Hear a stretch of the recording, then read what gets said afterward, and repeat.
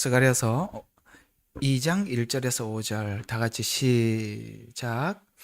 내가 다시 눈을 들어보니 그 손에 측량줄을 가진 사람이 보이기에 내가 말하기를 당신은 어디로 가시나이까 하였더니 그가 내게 말하기를 예루살렘을 측량하여 그 너비가 얼마이고 그 길이가 얼마인지 보고자 하노라 하더라.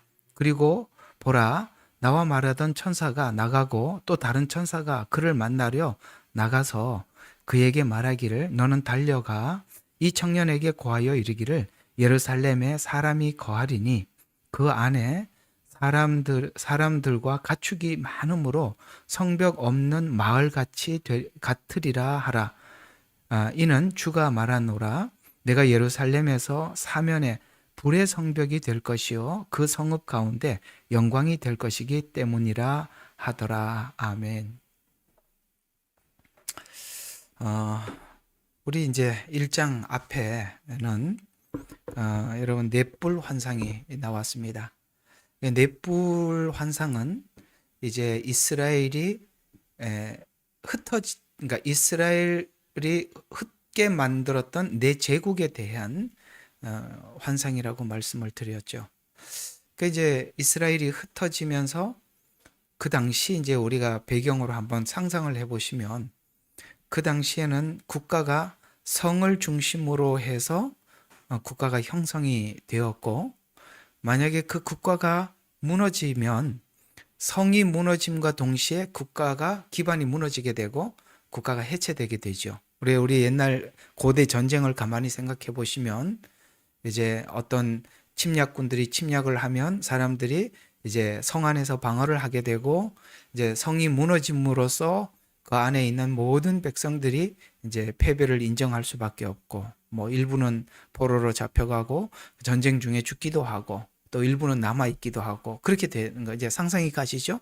그걸 상상을 하시게 되면 여기 지금 이스라엘을 흩게 만들었다는 것은 이스라엘이 흩어지려면 성전이 헐어져야 되죠. 그러니까 파괴가 되는 것과 이스라엘이 포로로 잡혀가는 것은 같은 의미잖아요. 그죠? 성벽이 무너지고 성전이 무너졌기 때문에 패배가 된 것이고 그래서 이제 포로로 잡혀간 것이죠. 그래서 지금 여기는 폐허가 되어 있습니다. 이 넷불 환상은 성전이 폐허가 된 원인이 바로 이 제국들 때문이다. 이렇게 얘기를 하고 있습니다. 그러면 이제 보통 이제 이 나라가 다시 재건되거나 회복되지 않으면 폐허 그대로 있을 텐데 목수 환상을 보여줌으로써 이 무너진 성벽이 회복될 것이다라고 말씀하시는 것이 목수 환상입니다. 이해가 가죠?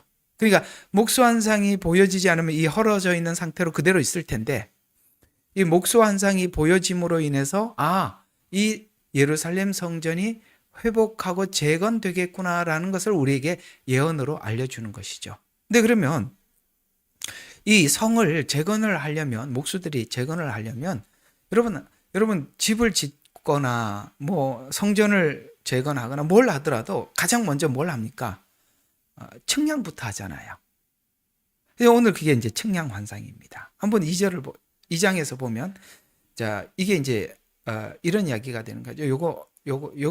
여기 적어놨으니까 한번 보시죠. 여기 제가 적어놨습니다. 요거를 보시기 바랍니다. 요 내용을 자 여기 보면은 자 2장 1절과 5절에 있는 설명이 이런 이야기입니다. 여러분 예수님께서 이런 말씀을 하신 거 기억하시죠? 성전을 헐어라. 내가 3일 만에 다시 일으키리라. 이 내용이 오늘 여기에 설명이 되고 있는 거거든요. 성전을 헐어라. 앞에 헐렸잖아요. 그리고 내가 다시 3일 만에 일으키리라는 말이 무슨 뜻인지를 오늘 이 스가랴서가 말해주고 있는 것입니다. 이게 예언서는 복음을 정확하게 꿰뚫지 못하면 예언으로 풀면 예언은 잘못 풀립니다. 정확하게 복음은 예언은 복음을 향해 가고 있습니다. 그래서 복음을 모르면 예언이 계속 예언으로 풀리면 보통 성경에 사람들이 이렇게 예언서를 풀 때 자꾸 예언을 가지고 예언을 풀어대면 끝에 가서는 복음이 답을 딱 제시를 해줘야 되는데 복음을 모르니까 예언이 예언으로 남게 돼. 그래서 우리가 마지막에 미지수가 되는 거예요. 왜? 예언의 끝은 복음이 딱 답을 줘야 되는데 복음이 답을 주지 못한 상태에서 예언이 남아 있으면 풀리지 않는 상태에서 그냥 딱 남아 있기 때문에 그런 예언은 아무리 들어도 답이 없어요. 왜? 답은 복음이기 때문에 그렇습니다. 이제 오늘 하나님께서는 이 복잡한 내용 같은 이 내용을 통해서 예수님께서 복음서에서 말씀하셨던 성전을 헐라 내가 3일 만에 일으키리라는 이 말의 뜻이 뭔지를 여기서 담아내고 있어요. 그러니까 거기서 성전을 헐어라 3일 만에 일으키리라 거기서 신약에서 아무리 풀어봐야 잘 몰라요. 여긴 답이 있단 말이에요. 그러니까 이게 예언과 복음은 둘이 아주 밀접한 관계가 가지고 있어요. 그러니까 복음만 알아도 모르는 게 뭐냐면 과정을 모르잖아요. 그러니까 예언을 모르면 복음만 알아도 이게 왜 이런 결론이 나오지? 이렇게 되게 되고 복음이라는 결론만 알아도 예언을 모르면 그렇게 되고 그다음에 과정을 아무리 설명을 해도 복음이라는 결론을 모르면 이 둘은 굉장히 중요한 저번에 있잖아요. 기차의 레일과 같아서 한쪽 바퀴가 없으면 기차가 굴러갈 수 없듯이 복음과 예언은 둘이 서로를 지지해서 함께 간단 말이야. 칙칙폭폭 간단 말이에요. 그러니까 자 이게 그렇게 되는 거거든요. 한번 보시면 이런 이야기입니다. 1, 2절을 보면 목수가 지금 이 성전을 재건하기 위해서 하나님께서 이스라엘이 돌아왔으니까 재건하려고 하니까 뭘 합니까? 이제 청량을 해야 돼요. 그래서 어떤 청량을 가진 사람이 보이기에 자 이제 환상을 하나님 보여주었어요. 당신이 어디로 가나까 하여 했더니 그가 내게 말하기를 자 예루살렘을 청량해서 너비가 얼마인지 길이가 얼마인지 내가 청량을 해서 지금 이 예루살렘 성전을 재건하기 위해서 이게 청량하러 왔다. 우리 어딜 뭘 하든 이제 청량 기사가 와서 먼저 청량부터 하듯이 그 얘기를 지금 상식적인 이야기를 하는 겁니다. 그때 이제 천사가 딱 막아섭니다. 이게 중요한 겁니다. 1, 2절은 인간은 당연히 뭘 하려고 그러면 청량을 하려고 그러는데 천사가 막습니다. 하면서 예루살렘은 제한된 도시가 아니다라고 말을 하고 있는 겁니다. 보세요. 청량줄을 하고 그러면 우리가 하면 사이즈가 얼마고 이 안에 사람들이 한 얼마 정도 모여서 할 것이고 그러려면 이 안에다가 뭐를 하고 뭐하고 이렇게 다 이렇게 설계를 할 거 아니에요. 근데 천사가 야 이렇게 이 예루살렘 성은 제한된 도시가 아니라 여기에 들어올 사람과 가축이 너무 많아서 내가 이제 설계를 할 건데 성벽이 없어도 보세요. 우리가 성전 그러면 성벽 안에 성전이 있잖아요. 그러니까 성벽 안에 울타리 안에 집이 있듯이 성벽 안에 성전이 있잖아요. 그런데 그렇게 하지 마라. 우리가 만드는 이런 형태로 성전이나 성벽을 가지고 이렇게 설계하지 마라 라고 하는 이유가 뭐냐면 너무 많아서 넘쳐나는 도시가 된다. 그러면 우리가 이게 성전을 청량하는 사람이 의문이 생기잖아요. 성벽을 두르고 성전을 지어야 되는데 아니 이거 없이 어떻게 성전을 짓는다는 거야? 이런 생각이 들지 않겠어요? 그때 천사가 이런 말을 해줍니다. 이게 5절의 핵심이거든요. 한번 보세요. 이는 주가 말하노니 내가 여기서 말하는 내가가 누구냐 이거죠. 이게 제일 중요한 거거든요. 그러니까 내가 뭐가 돼요? 예루살렘에게 사면에게 불의 성벽이 될 것이요. 이게 지금 사람이 돌을 갖다 쌓은 성벽이 아니라 불성벽이 되어줄 거구나. 이렇게 말씀해 주시면서 불성벽이 될 것이다 라고 하면서 이 성읍 가운데 뭐가 불성벽이 되느냐? 하나님의 영광이 불성벽이 된대요. 이거 이제 막 여러분들이 이제 빨리빨리 막 감이 오시는 분들은 성령 강림이구나 이렇게 알게 될 것입니다. 그 다음에 또 재림하신 하나님의 그 새 예루살렘을 이야기하는구나 하면서 막 감이 와야 이제 정상이에요. 자, 왜? 복음이 그걸 제시했으니까. 자, 이건 뭘 이야기하느냐? 초림으로 성령 안에서 성령을 보내주셔서 우리를 보호해 주시죠. 그래서 너희가 성령의 전인지 알지 못하느냐 이 말이죠. 그래서 성전을 헐어라. 내가 3일 만에 일으키리라는 말에서는 예수님이 십자가에 죽으시고 3일 만에 부활하셔서 하늘에 승천하셔서 성령을 보내준, 그래서 우리 안에 성령님이 계시는데 그것이 우리의 뭐가 된다? 오늘 본문대로 표현대로 하면 우리의 보호가 되신다. 성령님이 우리의 보호처가 되신다. 이런 이야기가 되는 거고, 더 확장시켜 나가면 실제적인 상황으로 확장시켜 나가면 재림 때 예수님께서 하늘에서 새 예루살렘을 가지고 이 땅에 재림할 그 나라를 말씀해 주고 있는 것입니다.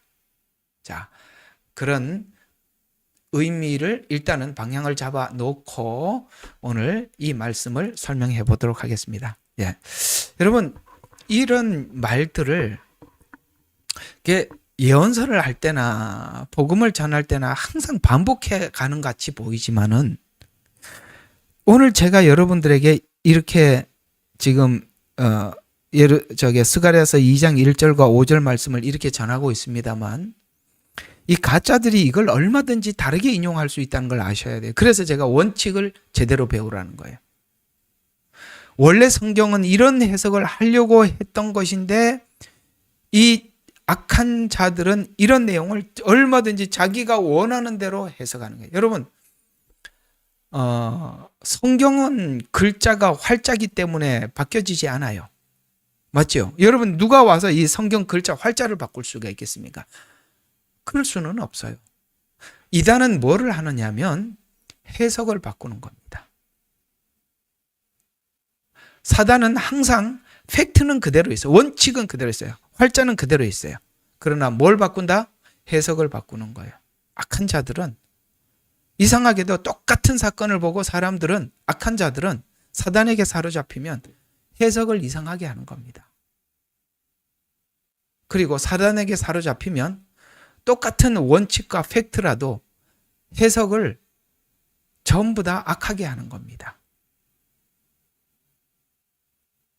아시겠어요? 보셨죠? 모든 팩트는 사실이나 팩트를 전부 다 이상하게 해석을 하는 거예요. 해석의 문제. 사단은 이 활자의 손을 댈 수는 없습니다. 그래서 요즘은 이제 이런 성경들이 막 나오면서 거기다 손을 많이 댔습니다. 그러나 과거에 있었던 이 성경을 제가 꼭 이렇게 잘 간직하라는 이야기가 그겁니다. 이 성경들 말이에요. 이게 얼마나 소중한지 몰라요. 앞으로 새롭게 많은 성경들이 나올 텐데 그 성경들은 성경이 말하는 그대로 활자를 옮긴 게 아니라 그 안의 내용들을 많이 오염시키는 것입니다. 그래서 이런 성경들이 그렇게 귀한 겁니다. 그리고 여러분, 스마트폰에 있는 성경을 너무 믿지 마십시오. 그 안에 있는 내용 얼마든지 바꿀 수 있는데 우리가 그거 찾아내지 못해요. 그래서 이 활자가 그렇게 중요한 거예요. 그래서 우리가 다른 거는 인터넷에 도움을 받더라도 이 성경책만큼은 그대로 가지고 꼭 쥐고 있으셔야 되는 것입니다. 그리고 예배 시간마다 항상 성경을 펴놓고 읽고 찾고 그런 것들이 필요한 것입니다. 자, 그러면 이제 1장 마지막 환상은 네 뿔과 네 명의 목수의 환상인데요. 이 뿔은 악한 세력들을 잡는 세력이라면 목수 환상은 파괴자들의 파괴를 통해서 견고하게 세운다는 뜻입니다. 아까 말씀을 드렸던 이야기죠. 그래서 네 제국은 이스라엘을 흩은, 이것이 마치 다니엘서의 금은 동철, 이게 네 개의 금속과 같이 이렇게 등장을 해요. 네 개 이렇게 똑같이 등장을 하죠. 그러면 다니엘서는 다니엘이 이방인에서 잡힌 상태에서 이방 관점에서 기록했는 성경이라면 스가랴서는 포로 생활을 하고 돌아와 남은 자들을 어떻게 회복시킬 것인가를 전달을 하려고 하다 보니까 여기 내 목수 환상이 등장하고 돌아와서 성전이 파괴된 성전을 회복시켜야 되니까 그때 지금 이 스가랴 시대 때 느헤미야를 중심으로 한 이 성전이 예수님이 올 때까지 그대로 남아있게 됩니다. 그러나 이 성전은 구약 시대에 세워진 성전으로서 헐어라. 조금 더 확장해서 설명을 하면 이제 참 이런 설명을 할 때마다 정말 여러분들이 알아들어 주시면 너무 고맙겠습니다. 그러나 이것까지 여러분들이 알아들어 주셔야만이 복음이 깊이 있게 들어가는데요. 구약의 성전은, 자, 구약에 지금 예수님이 성전을 헐라라고 이야기한 것은 구약에 지어진 성전이에요. 구약 성전이란 말이에요. 눈에 보이는 성전이에요. 율법은 눈에 보이는 하나님의 법이라 이 말입니다. 그러니까 이게 다 그렇게 복음이라는 것이 깊이 있게 볼 줄 아는 사람들은 모든 성경이 다 보여요. 그러나 예수님께서 성전을 지으실 때는 보세요. 눈에 보이는 성전이 아니라 우리 자신이 성전이 된다는 거예요. 그러나 성령님이 우리 속에 들어와 계시지만 우리가 성령님을 보고 사는 건 아니잖아요. 우리가 성령님을 보고 있는 것은 아니지만 성령님이 우리 안에 계셔서 우리를 지금 끊임없이 주님 오시는 그날까지 우리를 새롭게 하시고 우리 성품을 새롭게 할 뿐만 아니라 우리를 보호하고 계시는 것입니다.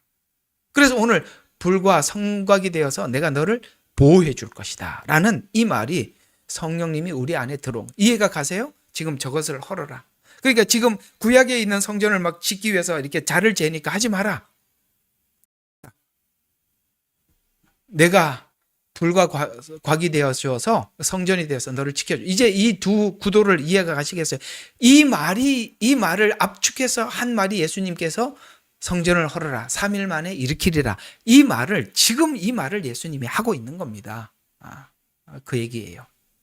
자, 그래서 우리가 다니엘서를 보는 눈은 뭐냐면, 다니엘이 지금 포로 잡혀 있는 현장에서 기록한 성경이라면 스가랴서는 돌아온 자들이 성전을 재건하기 위해서 어떻게 하면 좋습니까? 라고 묻는 질문에 대답을 해주는 것이고, 계시록은 이 다니엘서와 스가랴를 함께 모아서 이렇게 끌어안아서 마지막 종말의 예언을 다니엘서와 스가랴서를 합해서 방향을 제시해주고 있는 것입니다. 그래서 넷불 목수 환상과 측량줄 환상은 무너지게 한 터 위를 측량해서 다시 세워라. 자, 이게 이제 우리 복음적으로 설명을 하게 되면 우리가 옛사람이 죽은 자리에 하나님의 새 사람이 들어와서 사는 것, 뭐 이렇게 또 해석이 되고 다 그렇게 어울려져 있는 것입니다.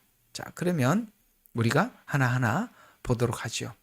예루살렘을 자기 소유로 정하고 측량하여 사람이 너무 많아져서 성벽이 없는 성벽같이 만들어 하나님께서 불의 성벽이 되어주셔서 영광이 그 가운데 임할 것이라는 연결점으로 영광이 임하는 것이다. 자, 그러면 영광이라는 단어가 나왔습니다. 자, 여기는 준비는 안 했지만 언뜻 나가는 단어가 있어서 요한복음으로 가보죠. 영광, 하나님의 영광, 하나님의 임재는 영광의 임재랍니다. 자, 예수님께서 오신 사건을 요한은 이렇게 우리에게 증언하고 있습니다.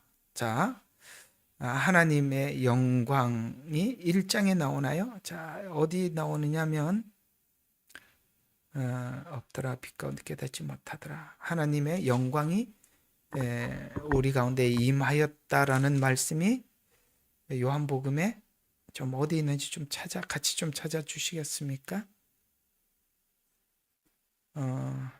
이분의 아들의 자녀의 영광을 듣고 예수님을 보니까 하나님의 영광을 보니 은혜와 진리가 충만하더라. 14절입니다. 여기 찾았네요. 자, 그 말씀이 육신이 되어 우리 가운데 거하심으로 뭐라고 얘기합니까? 우리가 그의 영광을 보니, 오늘 여기 보니까 영광이, 주님이 이 땅에 오신 것이 하나님의 영광이 임한 거랍니다. 그래서 영광을 보니 아버지 독생자의 영광으로 뭐가 충만하더라? 자, 보세요. 은혜와 진리가 충만하더라. 참 이게 어려운 이야기인데요. 지금 1, 2절에 측량하려고 이렇게 와서 재를 재서 결국 예루살렘 성전이 느헤미야를 중심으로 성전이 세워졌습니다만, 이 성전은 분명한 공간이 있잖아요. 이 성전 안에만 들어갈 수 있잖아요. 그 성전이 늘어났다 줄었다 이렇게 되는 건 아니잖아요. 돌로 벽을 쌓았으니까 율법의 한계죠. 주님이 이 땅에 오셔서 하나님의 영광을 보니 은혜와 진리가 충만해. 은혜의 성벽이라 이 말이에요. 은혜는 그 담는 크기가 한정이 되어 있어요? 무한정이에요? 무한정이잖아요. 예수님께서 이 땅에 오셔서 우리 모두를 구원하는 방식이 은혜라는 방식으로 구원을 했는데 유대인과 이방인의 차별을 없애버리고 복음이 유대인 안에 율법이라는 한계 틀 속에 한정되어 있다가 온 세계로 퍼져나갔잖아요. 누구든지가 되어버렸잖아요. 누구든지 주의 이름을 부르는 자는 구원을 얻으리라. 여러분, 오늘 제가 이렇게 설명을 하고 나니까 언뜻 어떤 생각이 드세요? 아, 그렇구나. 예언은 예언이 아니라 예언의 복음을 실었구나 라는 걸 확인하게 되지 않겠어요? 이렇게 우리는 자꾸 예언 그러면은 어디 가서 점쟁이한테 가서 뭘 묻고 다박 이런 데만 너무 익숙해져 있어서 성경의 예언도 그런 줄 알아요. 아닙니다. 예언은 복음을 향해서 복음이라는 종착역을 향해서 갈 뿐입니다. 예언의 끝은 복음입니다. 예수입니다. 저는 오늘 이 예언을 예수 곧 복음으로 설명을 했습니다. 멋지죠? 이게 성경이에요. 아까도 제가 이 저녁 예배 시작하기 전에 알렸습니다만 요즘 부쩍 늘었어요. 불안하잖아요. 전쟁이 일어나고. 야, 성경은 뭐라더냐? 불안하다. 이란은 뭐라고 예언되어 있어? 이스라엘. 이런 것만 찾아요. 물론 그들의 이야기가 이란이 예언한 대로 설명을 하고 맞습니다. 그러나 예언은 또 다른 예언의 의문을 남기고 끝마치기 때문에 또 찾아다니게 되어 있습니다. 찾다 보면 여러분, 이단을 만나는 것은 기증된 사실입니다. 그거는 반드시 만나게 되어 있습니다. 복음을 모르면 예언만 따라가다 보면 결코 종착역을 발견할 수 없습니다. 종착역은 복음인데 복음을 모르면 끊임없이 예언만 찾아 헤매다가 결국 답을 얻지 못하고 끝장날 것입니다. 예언의 주체자는 예수님이요. 예언의 완성자도 예수님입니다. 예수님을 예언이라고 표현하지 않습니다. 우리는 예수님을 복음이라고 말합니다. 그래서 내가 성과 각이 되어 주시겠다라고 말씀하신 것. 그러면 우리가 오늘 이 예언이라는 것은 전도서에 보면 전에 있었던 것이 지금도 있고 지금 있는 것이 미래에 있다고 하셨습니다. 성경은 또 하나님은 어제나 오늘이나 동일하다고 했습니다. 이게 무슨 뜻일까요?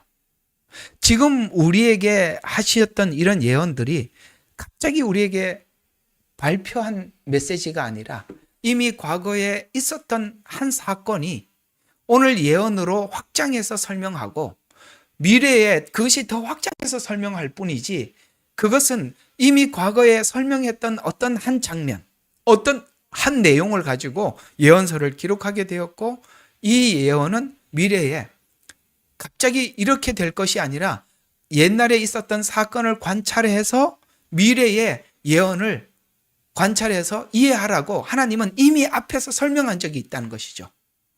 앞에서 이미 설명했던 게 무엇일까요? 무엇일까요? 모세오경. 모세오경은 모든 성경을 풀 수 있도록 아시겠어요? 우리가 구약이라는 역사에서 헤매다 답이 안 오면 어디로 돌아가라? 모세오경으로 돌아가고 모세오경에서도 헤매다 안 되면 어디로 가라? 창세기로 가라. 창세기에서 헤매다 안 되면 어디로 가라? 창세기 1장부터 11장으로 가라. 내가 계속 말씀드렸던 것입니다. 창세기 1장과 11장은 모든 복음과 예언의 압축이에요. 그 압축을 오경을 통해서 한 번 더 확장시켰고 그 다음에 이스라엘 전 역사 사무엘 상하, 역대기 상하, 열왕기 상하를 통해서 더 확대시켰고 아시겠어요? 그 확대시킨 그 확대를 이제 예수님이 오셔서 응용하셨고, 그 응용한 완성이 요한계시록입니다. 성경은 이렇게 구조가 되어 있어요. 그러면 오늘 여기 있는 이 환상이 느닷없이 이미 앞에 있었다. 그게 뭐예요? 앞에 있었던 1장. 1장 이야기는 뭐죠? 넷불. 넷불 중에 누가 있어요? 애굽이 있잖아요. 그래서 여기 보면 넷불 곧 목수 환상은 회복을 방해하는 뿔을 꺾어서 심판하여 해방시켜. 그랬죠. 이스라엘의 하나님께서는 모세를 보내서 이스라엘을 뭘 하기 위해서? 회복.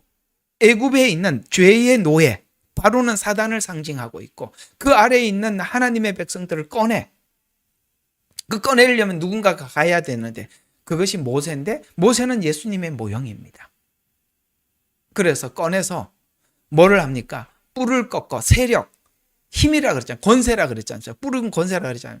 그 권세를 꺾어 하나님의 백성들을 해방시켜 탈출시키고, 2장은 뭡니까? 해방된 자리 위에 하나님께서 예루살렘을 다시 세우고 넓혀서 친히 건축하여 임재할 것이라 라고 해서 오늘 이 초림 십자가의 죽음으로 성령의 전 하나님의 집이 된 성도를 이야기를 하는데, 자, 바로 아까 이제 말씀드린 것처럼 우리가 이게 애굽에서 나온 사건은 죄 가운데 산 성도들이 주님의 은혜로 구원받은 사건을 우리는 애굽에서 나온 사건이라고 우리가 늘 그렇게 성경을 해석하듯이, 초림은 사단의 머리를 밟아 부숴 사망의 권세를 깨트려 사망의 사건으로서 뭘로 깨뜨려? 예수님 십자가의 죽으심으로 깨트려서 결국 하나님 우편에 앉아 계시. 우리 낮 시간에 제가 설명했잖아요. 예수님께서 하나님 우편에 앉아 계신다라는 이 말이, 히브리서의 그 말이 그냥 우편에 앉으려고 그렇게 고생했구나가 아니라 속죄를 완성하시고 하나님께서 받으셨구나라는 증명으로 우편에 앉았다는 표현을 했듯이, 하나님 우편에 앉아 계신다는 증명, 그것을 누구에게 눈을 열어서 보여주셨죠? 하나님 우편에 앉아 계신다는 것을 스데반의 눈을 열어서 하나님의 우편에 서신 예수님을 보게 하신 거예요. 요한에게는 뭘 보여줬냐? 우편에 앉아 계신 예수님을 보여줬고, 스데반은 서신 예수님을 보여줘요. 눈을 열어서 보여줬어요. 구원을 완성하셨다. 그래서 스데반 사건 이후에 뭐가 구체적으로 설명이 되기 시작하느냐면 성령 강림. 성령님이 오셔서 사도들의 사역을 돕고 복음을 전파하자 사람들은 예수님을 구주로 영접할 때 성령님이 각 사람에게 임하는 것을 사도들의 눈을 열어서 보여주셔도, 이것은 무엇이 어떤 내용이 함께 담겨 있는 거냐면 사단의 머리가 깨졌다는 것을 우리에게 설명하는 메시지요.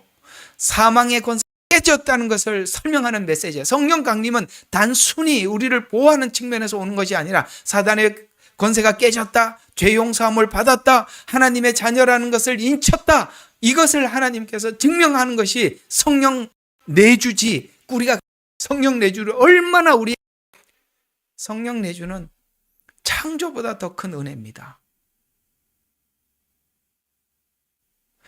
그래서 성령님께서 임재하셔서 이제는 여러분과 저를 주님 오시는 그날까지 보호하시는 것입니다. 나아가서 다스립니다. 그리고 너는 내 거야 라고 인을 치는 것이 뭡니까? 자기 소유로 삼았다는 증거로 성령님을 우리 가운데 보내주신 것이에요. 그래서 마지막 요한계시록에 가보면 하나님은 하나님의 백성들의 인치고 사단은 자기 거라고 인치고 그러는 거예요. 옛날에 노예들 다 아시죠? 그거 탁 인을 쳐서 내 거야 하듯이 하나님은 성령을 보내줘. 너는 내 거야. 이렇게 하신 거다 이 말입니다. 이미 자신의 백성들에게 약속하셨던 것과 같이 약속이 이루어지기 위해서 청량줄을 재듯이, 이 청량줄을 재고 있다는 이 표현의 의미는 뭐냐면 예언을 하나님이 우리에게 하셨잖아요. 이렇게 하실 거라는 예언을 철저한 하나님의 약속과 약속된 시간 안에 하나님이 지금 일어나고 1년에 일어나고 있는 이런 모든 일들이 그냥 사람들이 이렇게 하니까 어쩔 수 없이 돼가는 것이 아니라 철저한 하나님의 계산과 예언과 시간 속에 진행되고 있다는 것을 말해주고 있는 것입니다. 지금 일어나고 있는 이란 사태, 이 모든 것들이 우연히 갑자기 이놈들이 이래서 트럼프가 이렇게 이런 게 아니라 우리는 그렇게 해석하지 않아요.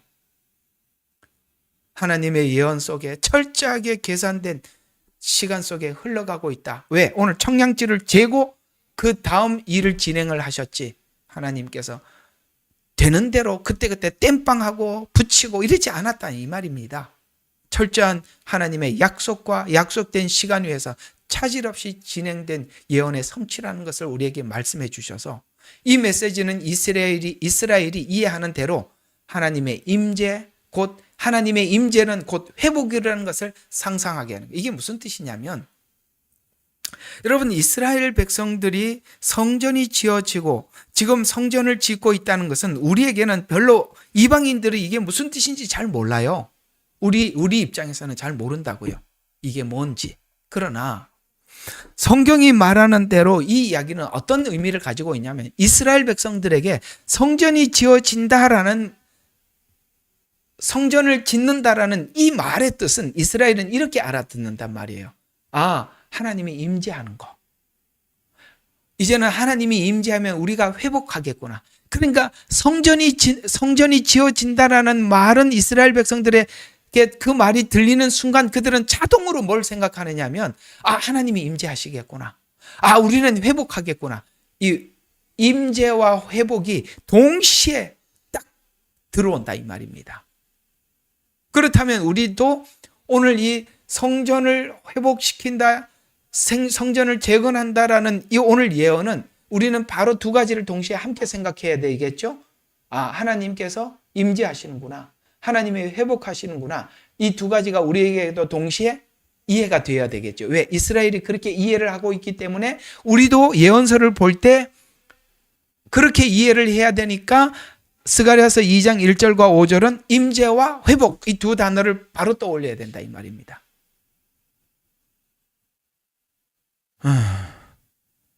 알아들으셨어요? 예, 알아들으셨어요? 고맙습니다. 아이고 힘들어. 그러면 자, 오늘은 임재와 회복 이렇게 여러분들에게 이것만 하고 오늘 사실 오늘 또 누가 이렇게 간증이 꼭 필요한 시간이었고 좀 이 부분은 여러분들과 함께 나누고 간증을 해야 되겠다 싶어서 오늘 좀 조금 일찍 마치고 좀 간증도 하고 또 마치면서 우리 같이 기도하는 시간을 좀 갖기 위해서 여기까지만 좀 해보겠습니다. 제가 자 2장 1절과 5절을 운을 뗐어요. 성전 재건, 회복과 임재. 근데 사람이 이렇게 성전을 지으려고 그러면 이렇게 재고 탁 이렇게 틀을 만들었는데 하나님이 재지 마라. 내가 불성벽이 되어주겠다. 라고 해서 이렇게 인간이 만든 성벽이 아니라 하나님이 만든 성벽인데 이것이 예수님이 성전을 헐라 3일 만에 일으키려. 이제 이렇게 연결을 제가 좀 시켜드렸습니다. 자, 그러면 이걸 정리하려면 이제 요한계시록 12장이 풀어지는 내용이거든요. 이걸 알아야 요한계시록 12장이 풀어지는데요. 요한계시록을 설명하는 분들마다 요한계시록을 굉장히 난해한 성경이 요한계시록 중에 12장이에요. 그러니까 12장을 어떻게 제가 오늘 설명하는 대로 풀지 않으면 다 가짜인 줄 아시고 다 가짜예요. 그런데 12장은 사람들이 성경을 모르고 복음을 모르면 각자가 푸는데 다 엉터리로 풀어요. 그리고 특별히 대체신학을 가지고 12장을 푼 사람들은 다 틀렸습니다. 제가 오늘 푼 게 정석이니까 자, 한번 봅시다. 하늘에 큰 이적이 나타났으니 한 여인이 해로 옷 입었고, 자, 여기 이 여인이 누구냐 이거예요. 우리 이제 그 김원기 집사님도 이 여인에 대해서 어떤 사람이 옛날에 이스라엘로 말하다가 어느 날 갑자기 교회로 바뀌더라고. 교회로 바뀌면 그 사람 해석은 가짜입니다. 이게 핵심이에요. 이 여인을 교회로 보느냐 이스라엘로 보느냐. 이스라엘로 보면 그분은 지금 제대로 보고 있는 거고 교회로 딱 성경이다. 더 이상 그 사람 설교 아예 듣지 마십시오. 그건 완전히 엉터리입니다. 자, 하늘에 큰 이적이 나타났대요. 한 여인이 해로 입었대요. 이 해는 뭡니까? 은혜를 입은 거예요. 하나님께 큰 은혜를 입었던 한 여인이 왜 여자로 나타나느냐? 이 성경의 여자로 설명하는 것은 어떤 한 도시를 항상 여인으로 설명을 해요. 구약은. 왜냐하면 이 성전을 왜 여인으로 표현하느냐면 도시는 여인의 자궁과 같다라고 해서 여인으로 표현하는 거예요. 왜요? 그 성전 안에 사람들이 성벽 안에서 보호를 받기 때문에 아이가 여성의 자궁에서 아이가 자라듯이 성벽을 도시를 그래서 여인이라고 여성 명사를 쓰는 거예요. 그러면 이 여인은 분명히 한 도시, 그 다음에 하나님의 큰 은혜를 받은 어떤 민족 이런 뜻이 되는 거예요. 그러면 그 도시, 하나님께 은혜를 받은 민족, 이러면 이 지구상에 하나님께서 택함을 받은 민족이 어디죠? 교회가 아니죠. 당연히 이스라엘이지 않습니까? 예, 그걸 이야기하는 겁니다. 그래서 한 여인이 해로 옷 입었고 그 달은 그녀의 발 아래에 있으며 머리는 12별인 면류관을 썼는데 달은 그녀의 발 아래에 있다라는 이 달은 여러 가지 해석이 있는데요. 이 달은 이제 뭐 여러 가지 해석 중에서 발 아래에 있다는 말은 뭔가 이 여인에 의해서 밟히고 있다는 거예요. 이해가 가요? 은혜를 입은 여인이 달을 밟고 있다. 어떤 말씀이 번뜩 떠오릅니까? 예, 창세기에 이런 말씀을 했죠. 여인의 후손, 하와의 후손으로 나타나는 어떤 자가 발로 그가 발 뒤꿈치를 물을 것이나 그는 그의 발로 뱀의 머리를 밟을 것이다. 달. 그러면 이 달은 뭘까요? 분명히 악한 사단의 세력의 권세를 발로 밟은 예수 그리스도를 의미하지 않겠습니까? 왜? 이스라엘이 예수님을 탄생케 했고 그 탄생한 예수님은 사단의 머리를 밟은 것이 십자가의 죽음과 부활 아니겠습니까? 여러분 복음을 모르면 여기 이 12장이 완전히 딴 길로 가는 겁니다. 여기 이 여인은 분명히 예수님이고 왜 증거가 뭐라고? 발을 밟았다는 것이 창세기에 보면 여인의 후손, 그 여인 말이 앞에 있는 여인, 그 후손으로 난 메시아가 발을 밟고 있다는 것이고 그 다음에 그것이 이스라엘이라는 것을 더 선명하게 그 머리에는 12별이 있는 멸관을 썼는데 이스라엘의 12지파입니다. 어때요? 딱 답이 나왔죠? 예, 1절에서 이스라엘이라고 분명히 방향을 제시하면서 자, 근데 그 예수님이 탄생하는 과정에 엄청난 일이 있었다는 거예요. 어떤 일이 있었냐면 2절 보니까 아이를 뵌 그 여인이 산고로 부르짖음에 출산하려 함으로 아파하더라. 요건 예수님께서 성육신에서 이 땅에 오는 과정을 이야기하는 겁니다. 마리아가 잉태해서 예수님을 출생하려고 할 때 무슨 일이 있었죠? 와, 하늘에 또 다른 이적이 나타나. 지금 요한이 그걸 보고 있어요. 하늘에 또 다른 이적이 나타났는데 와, 예수님이 이 땅에 초림한다는 소식을 듣고 커다란 용이 붉은 용 한 마리가 있는데 7머리와 7뿔. 뿔 그러니까 벌써 스가랴에서 뭐가 나왔어요? 흩은 이스라엘을 흩은 뿔. 하나님의 세력을 하나님의 역사를 방해하는 뿔. 이미 뿔은 답이 정해져 있잖아요. 이런 걸 어디서 힌트를 얻어요? 스가랴에서 힌트를 얻어와야 뿔이 해석이 되는 거예요. 권세. 이제는 막 공부를 잘 하셔서 너무 고맙습니다. 이렇게 막 팍팍 올려주셔야 제가 신나게 합니다. 자, 그래서 권세. 근데 커다란 붉은 용 하니까 이거 분명히 사단의 세력. 그러니까 예수님께서 이 땅에 올 때 사단도 활동을 같이 했다라고 말해주고 있습니다. 우리가 복음서를 보면은 동시에 활동했다는 걸 우리가 알 수 있듯이 그걸 그대로 반영을 하고 있습니다. 그래서 커다란 용 한 마리가 있는데 7머리와 7뿔이 있고 그 머리들에는 7 왕관이 있더라라고 해서 이게 다 뭡니까? 권세, 뿔, 흩은 거, 뭐 이런 거, 7머리, 어떤 제국들, 7제국들, 이게 얘기되는 거예요.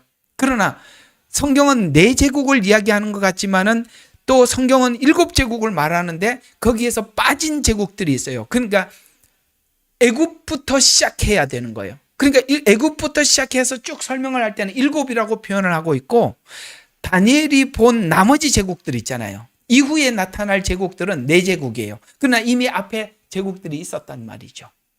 이해가 가요? 그래서 어떤 곳에는 다니엘이 시점으로 보면 4제국으로 설명을 하고 있고, 그러나 전체 제국으로 봤을 때는 이스라엘을 핍박한 제국의 1번 애굽이에요. 근데 그 애굽은 다니엘서에는 등장하지 않아. 왜? 다니엘이 예언한 시점이 그 이후에 일어날 일들을 예언을 했기 때문에 그 앞에 제국들은 설명하지 않아요. 아이고, 이제 알아듣고 있어야 돼. 그러니까 평상시에 여러분 공부를 안 해놓으면 이거 설명 자체가 어려운 거예요. 그러니까 제가 이렇게 강의한 거 꼭 복습을 하시면 되겠습니다. 근데 자, 그런데 그 꼬리라는 이게 굉장히 난해 구절 같이 보이는데, 이 꼬리라는 말이 성경에 이걸 찾아서 이게 꼬리가 뭔지 발견하기가 엄청 어려워요. 근데 성경의 예언을 보면, 제가 이게 어딘지 언뜻 생각이 안 납니다만, 이 꼬리를 설명을 할 때 거짓 선지자라고 그렇게 표현이 되어 있어요. 꼬리. 근데 이게 굉장히 난해하거든요. 찾기도 어려우니까 여러분들 옆에다가 이 꼬리, 거짓 선지자 이렇게 좀 적어 주세요. 왜? 이 꼬리를 가지고 엉뚱하게 장난칠 수 있으니까. 그러니까 모르면 당하는 거야, 그냥. 예? 모르면 당하는 거니까 알아놓으시라고요. 그의 꼬리로 미혹을 해서, 거짓 선지자를 통해서 미혹을 해서, 이런 말입니다. 하늘의 별 3분의 1이 끌어다가 땅에 던져져. 이거 언제 있었던 일이죠? 창조 이전에. 미가엘이 3분의 1이 하나님을 반역해서 이미 있었던, 창조 이전에 있었던 사건을 여기다 기록하는 겁니다.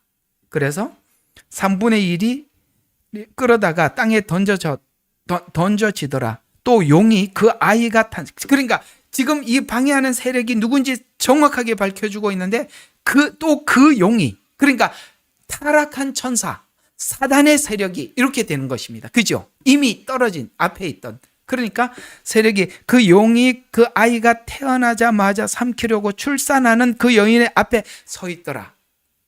요거 어떤 사건을 딱 연상하게 합니까? 헤롯. 거짓 선지자를 통해서 헤롯을 부추겨 3살, 2살인가요? 아래 어린아이는 다 죽이라. 예수님 성육신을 방해했던 사건을 말씀하고 있는 겁니다. 어때요? 제가 지금 12장이 굉장히 난해하다고 말을 하는데, 복음을 아니까 아무것도 난해하지 않잖아요. 다 알잖아요. 복음을 모르면 예언을 가지고 예언으로 자꾸 풀기 시작하면 다 엉키는 거예요. 그래서 출산하려는 그 여인 앞에 서 있더라. 그녀가 이스라엘이죠. 그 사내 아이를 낳았는데, 이 사내 아이는 누굴까요? 예수님이잖아요. 앞에 쭉 설명했던 게 예수님이잖아요. 결국은 출산했단 말이에요. 방해했지만 출산을 했다라는 게 포인트예요. 그래서 낳았는데 그 모든 민족을 철장으로 다스릴 자라. 이거 시편 2편에 있는 말씀이잖아요. 예수님이 어떤 분인지 설명을 했잖아요. 철장으로 다스릴 자라고. 뭡니까? 모든 민족 다 악한 사단의 세력을 깨트릴 자라. 그래서 그녀의 아이가, 이제는 그렇게 얘기합니다. 그녀의 아이, 이스라엘에서 난 예수. 그녀의 아이가 하나님과 그 보좌로 들려 올라갔더라. 아멘. 이게 여러분, 그냥 우리가 이게 복음을 알면 이걸 읽자 말자 여러분들 1m 이상 뛰어야 돼. 와, 승리했구나. 이렇게 가야 되는 거예요. 이게 지금 12장이 뭘 설명하려고 하느냐? 초림에 승리하신 주님이 재림 때 사단의 세력이 방해할 거다. 그러나 초림에 승리한 것처럼 재림에도 승리할 거다. 걱정하지 마. 13장부터 후 3년 반 걱정하지 마. 주님이 승리하셔서. 이걸 말해주고 싶은 거예요. 엄청난 이야기예요. 이 12장이요. 그래서 12장을 그렇게 사단이요 엉터리로 사람들에게 해석하도록 만들어 놓은 겁니다. 12장을 알면은 요한계시록은 힘이 나고 소망이 생기고 겁날 게 없다고요.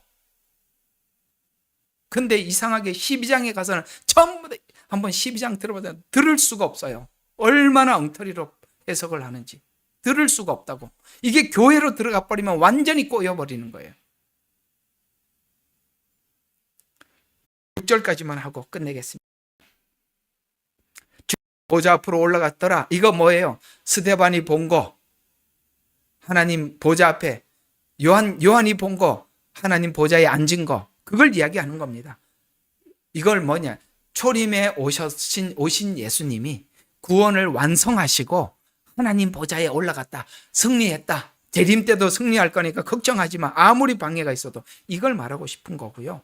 6절을 보면 그 여인은, 자, 이제 마지막 때,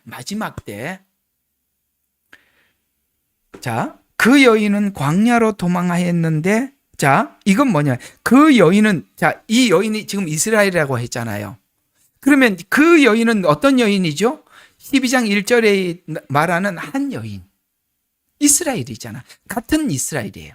그러니까 이제 재림 때도 무슨 일이가 앞에 이렇게 사단이 방해하듯이 여기에 우리가 7년을 환란이라고 말할 만큼이나 엄청나게 사단이 득세할 텐데, 그런데 그 여인은 광야로 도망하였는데, 아멘. 이 광야로 도망했다라는 이 광야를 우리 마음대로 정하지 말라는 거예요. 우리 마음대로. 예?